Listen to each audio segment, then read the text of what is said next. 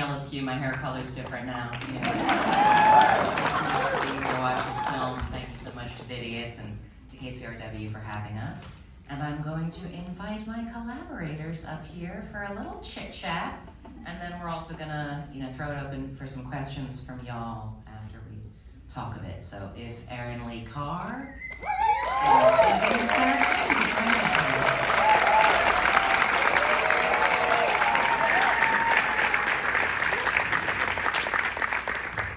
we did it, y'all. We freaking did it.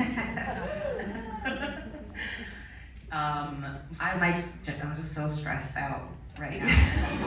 I just felt like if I said that out loud, I'd feel better. I don't know if anyone noticed in the terrifying scene of the Zoom, the phone call with Tara, that Tegan's hair gets progressively more just freaked out as she gets more freaked out. It's just like fluffing from her anxiety the entire time. Yeah, I don't even think I touched it. I think I just had to like her hair. Meanwhile, I was growing like a Cheshire cat. I think it's absolutely wild what happens to your body when you're under that much stress and duress. I described my brain after that call as being like put in a blender.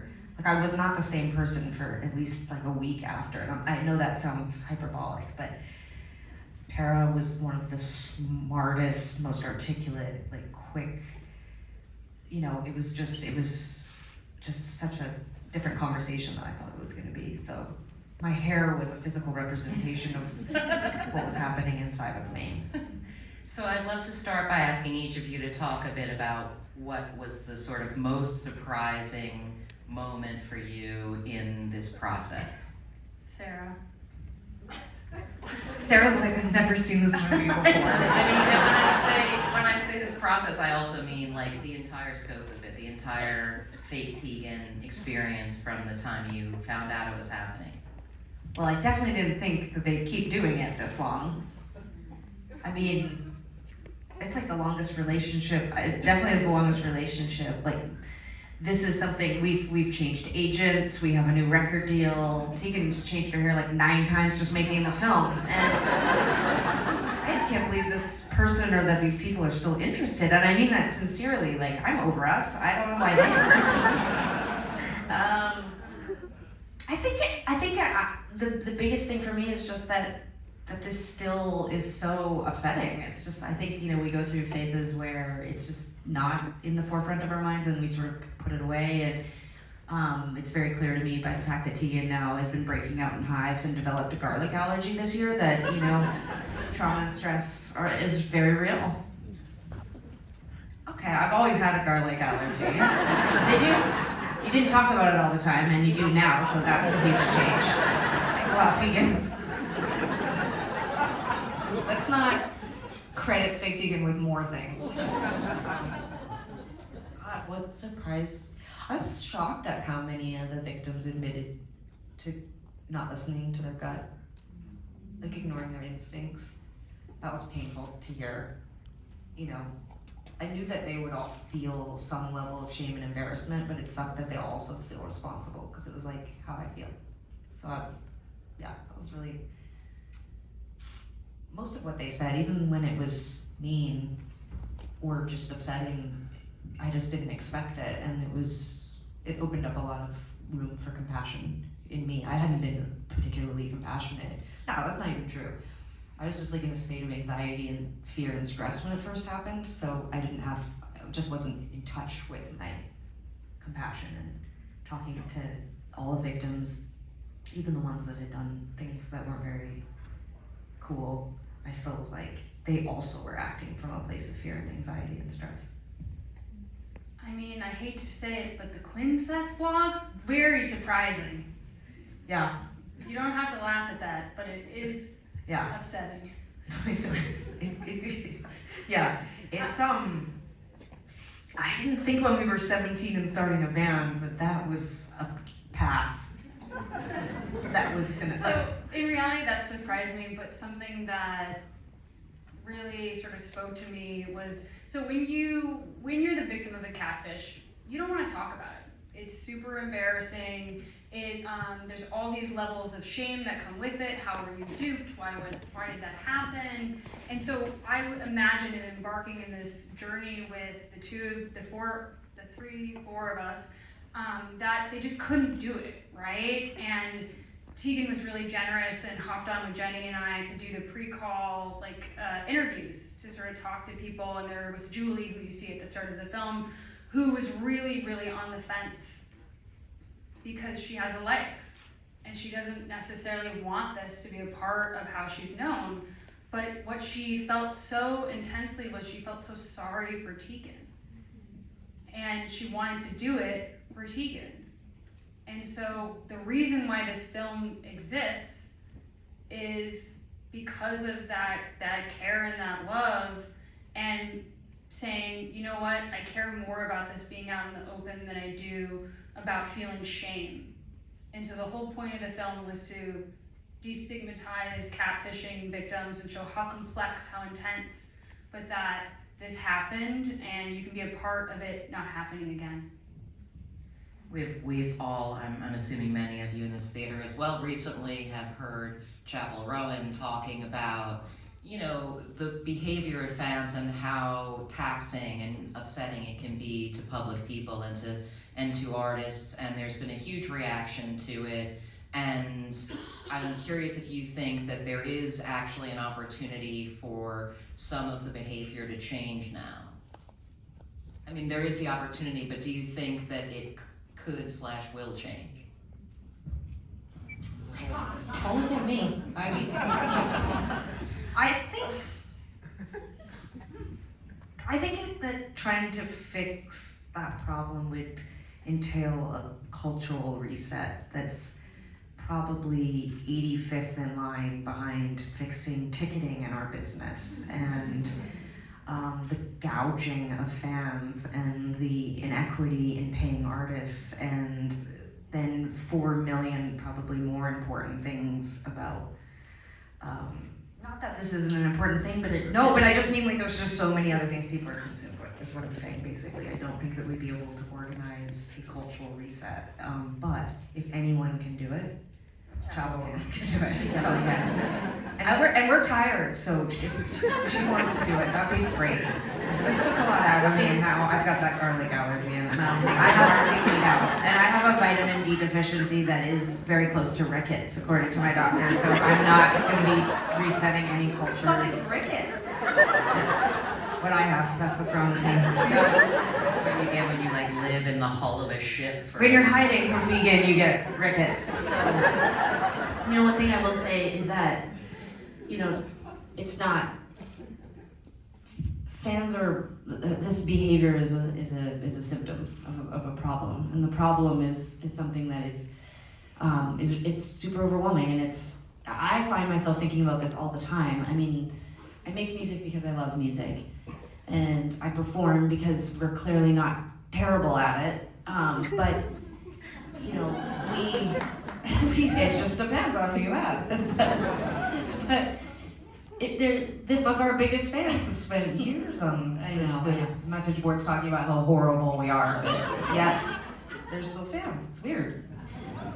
it's just like the dynamic, the power dynamic that is required to make, you know, a festival exciting because someone walks out on stage and you cheer and you jump up and down and you, I don't know, like I guess undoing fan culture means something much bigger. And I like when people cheer for me, you know, I just don't want them to follow me back to my house. I don't know how to fix that. And it's thankfully only a tiny small part of fan culture that I think is unhealthy. And I think the first step is talking about it. I don't know what the second step is.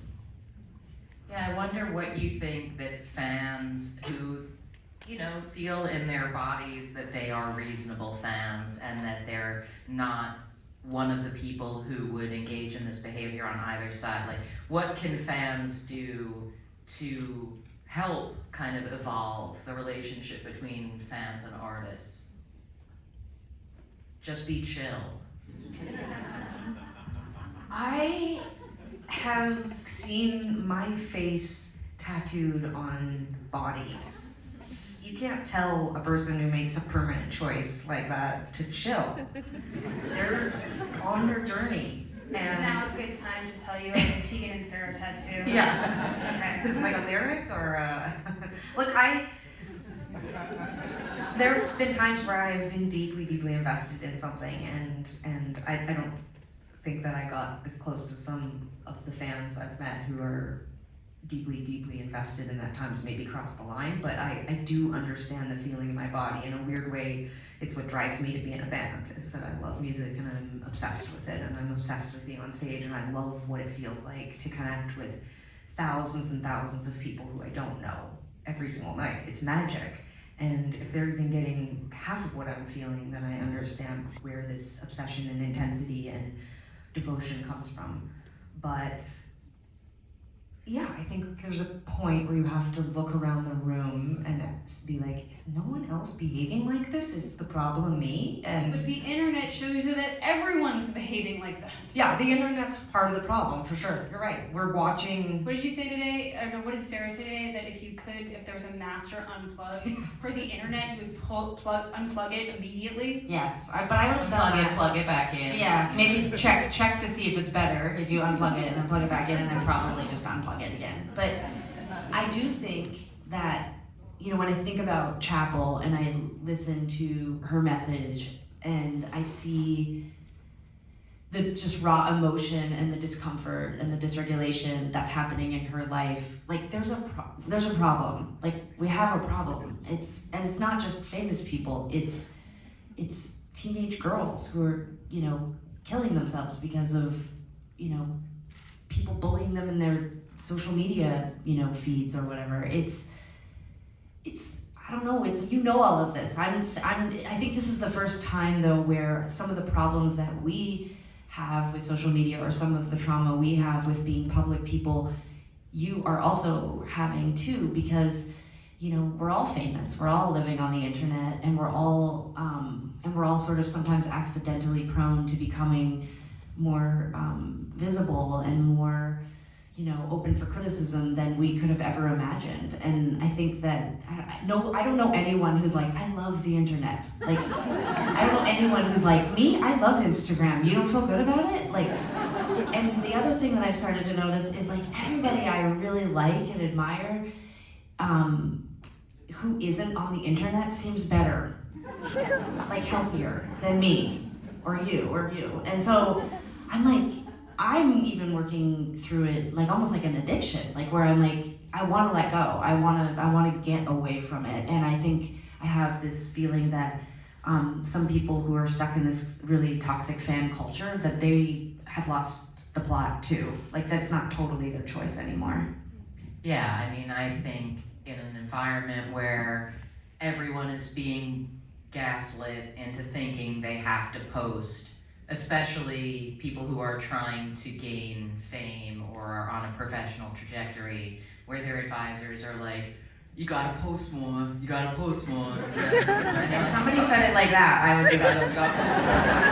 and they're like, oh shit, I gotta post more. They tell me I gotta post more, and it just makes everything worse, you know? So you gotta post less. But our society is based on more. It's, you know, been telling the story lately that the day that our last album came out, our managers came to the show and told us the record label wanted us to put new music out. It's like, but we just did today. Yeah, go back in the studio and get some singles out. You know, basically the cycle's over the day the record comes out. I'm just like, I need off this planet. Like, I want people to like root into the music and become intimate with the music. It's your soundtrack, you know? Like, it takes time to fall in love with something. And I think the idea that every day you have this new opportunity to try to connect with an audience has become an insatiable addiction. And we're all, and Sarah's right, we're all doing it, we're all famous now. It used to be impossible to explain what it is we do to people because you've never made a music video, and then TikTok came along and you fuckers all started lip syncing and dancing on the internet, and I was like, well, we're all the same now. This is very anti-internet. I'm feeling attacked up here. Say two positive things about the internet really quick. Community and there are people that root for you, and it makes you feel special.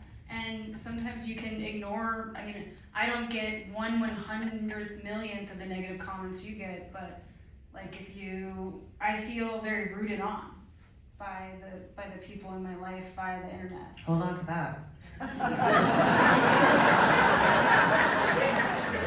Also, it's super easy to find like ideas for vacations, and then there's like, you know, Wikipedia is helpful. Yeah. Yeah, and I put my movies out via the internet, and people on the internet watch it. Okay. We're What's so next? grateful that you came here to the non-internet, a real room with humans in it to see our film. Also, going to take a few questions from the audience before we wrap up. Does anyone, maybe like 3 questions? I see someone right there. Just shout it on out. Awesome, thank you. Do you think Fegan's in the audience right now? What a terrifying question. Do you wanna out yourself this week? So we've got a You know anything? We've got a film crew. We're ready to start part 2. I mean, We know. there's a lot of security here. I suppose it's always a possibility. I mean, we're pretty sure we know who Fegan is, so. Yeah.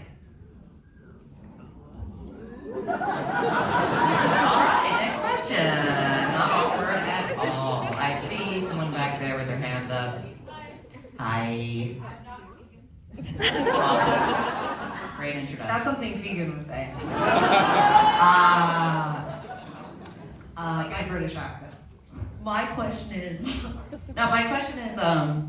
had it not been for, you know, all that vegan stuff happening, had you not done the VIP exclusivity? Because, right, as a fan, I was, 14? When I stood outside Obiva, right, 12 hours, me and my sister, waiting for you guys, right? And kind of after the VIP thing, I kind of like, wasn't able to afford it anymore as like a person of color and everything. But my question is, right, like, if it hadn't been for that, would you guys have done the VIP thing? Thank you for your question and for your bravery to stand up in front of the audience and ask it. I think you bring up a really complicated, gigantic topic that all bands sort of struggle with. The very, very simple, easy answer would be that it isn't fake Tegan that made us hire personal security. It's not fake Tegan that is why we have barricades and security at shows. I mean, every single person who's in the public goes through this, but we have like boxes in our storage unit that are labeled weird fan stalkers. When we get to a venue, we do a security check the hour before the show, and we have headshots of all the people who have threatened our lives or done things that have made us feel nervous. I think changing the dynamic with our audience was a result of fame and larger numbers of human beings all trying to get us at the same time. And mostly it was just to get us to sign something, take a photo, hug them, kiss us, or take a selfie. But when 200 people are doing that at once, it's really overwhelming. And so I think using the VIP system was a way to control it and make it safe for the fans and for us. But you do bring up a good point, which is that to have to pay to meet us feels yucky. And it's why a lot of bands don't do it. But there is a financial reality which a lot of people are uncomfortable admitting, but you know, I always have really appreciated the financial transparency that my parents gifted us in our childhood. We don't make, That's another documentary. we don't make as much money as people assume that we do when we're touring, and I think people are starting to understand that there's a financial reality of touring that has made it so that a lot of us, we see the benefit of adding add-ons, it's making an experience more special or unique, having people come to our sound checks, having people, like Tegan said, meet us, You take photos with And us. I'll also say that there has to be some sort of order and system to it all, because if you made it free, then people would go there 2 weeks beforehand and wait. Yeah, And that's- we're just doing what other people have done, but I will tell you just completely honestly, and if anybody saw us play this year, we haven't been doing it because we don't like the way that it feels either. We love meeting fans, but it is a really complicated thing, and all of us are dealing with it, where we're like, man, if we want to tour, we have to think of other ways to draw income. We just do. And then also we like our fans, but we're a little bit like unsure of how to regulate that. So this is sort of like an answer to a multifaceted, complicated problem. You're welcome. One more question. At the back. All right, or not. Yeah, they're at the back. Oh, somebody in the back? Oh, I see an arm. It's back there. The arm is attached to the person. The final question. Now, this is mostly towards the Quins, but it's mostly in regards to Erin. So my question was this, watching the movie, you guys weren't really making any assumptions that it's like, oh, it's the internet's problem of like why fans are creating this whole kind of thing, but I'm more intrigued of what got the trust in you for Erin to make this documentary?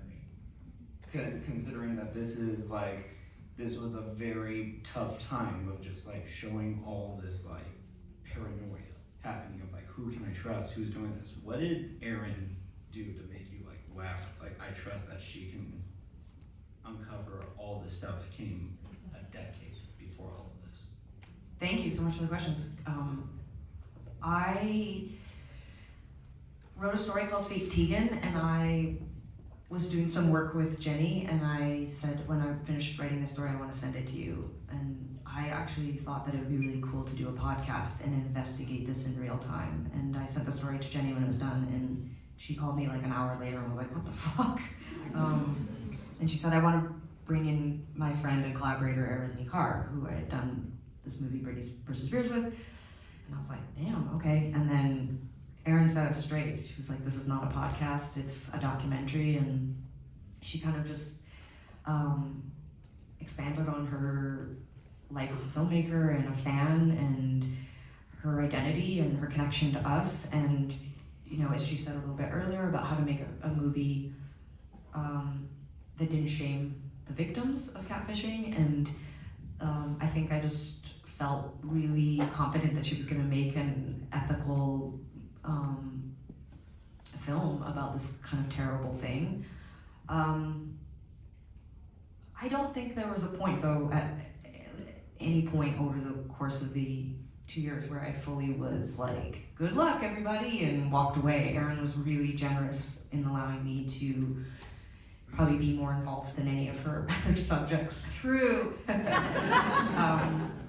But I cared deeply about the people that were affected by this. I cared deeply about our fan base. I cared deeply about my family and friends who were affected, and it was really important to me not to lose sight of that. And I didn't have to worry about that because Jenny and Erin and Hulu and Stories Syndicate, everybody was focused on making sure that this was not just a fair telling of the story, but it was kind and compassionate. And, you know, I think that, you know, we spoke about that we think we know who the person is, and there became this like, ooh, you know, but I think once you get inside the jaws of this problem in this movie, you recognize how every single one of these people has such intense mental illness.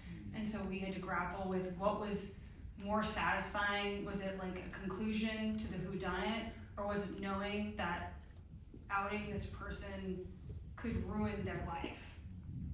And how do you weigh that? There's no way one would choose this over the other if you're a human being who cares about other human beings. And it took me a while to really, you know, get rid of that urge to sort of point towards something, and, you know, but I just, even with Tara, like, it's not easy being her. And, but it's just like, yeah, we had to, at every moment, it's like, do you think of this as a documentarian, or do you think about this as a human being? And the three people up here, I'm proud to say, and I'm one of, another one of them that chose the human being part.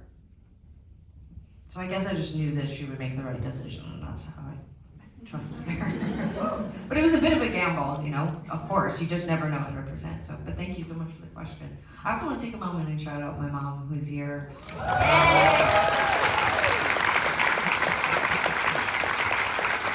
Both Sarah and I's wives are also here. They flew in for the screening, and a lot of people we work with and our friends are here. But specifically, I just wanted to shout out my mom and our partners, and also Lindsay Burns, who I love deeply, and is one of my favorite people in my life.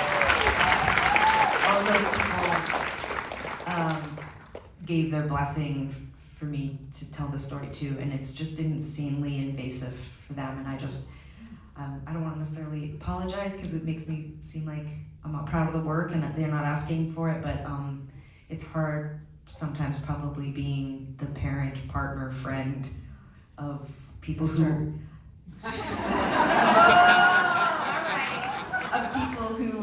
compulsively mine their lives for content, and so I'm publicly announcing right now we'll no longer be doing that. Right. But thank you so much for them. I appreciate it. It's been a big process, so thank you to them. Sorry to throw that in, but I just want to thank them for coming. Thank you all so much for coming. We're gonna if you guys can just chill here so we can get Tegan and Sara safely out of the van. Where are we going? And then you're all welcome to leave, but we're gonna just, I want to thank again Vidiots and KCRW for having us. And tell your friends about the film if you liked it, but not if you didn't like it. Thank you.